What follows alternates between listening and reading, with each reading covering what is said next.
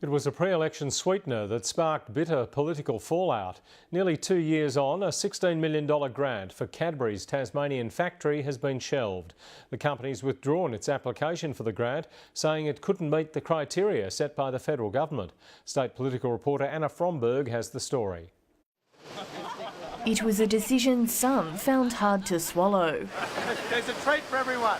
Tony Abbott's $16 million handout to Cadbury was promised in the final weeks of the 2013 federal election campaign. It was to be spent on a new visitor centre to allow Cadbury's famous factory tours to recommence.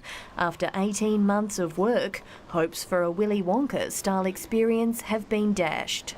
We could not satisfy the grant criteria, and it's for that reason that we've decided to withdraw our application. The grant came with strict conditions. Cadbury had to grow its production volumes by 20%. In other words, they were being pushed further and further and further into a position where they had to withdraw.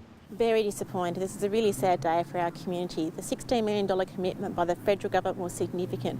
The factory tours ran for about 50 years and were one of the state's major attractions. The tourism industry says the business case more than stacked up.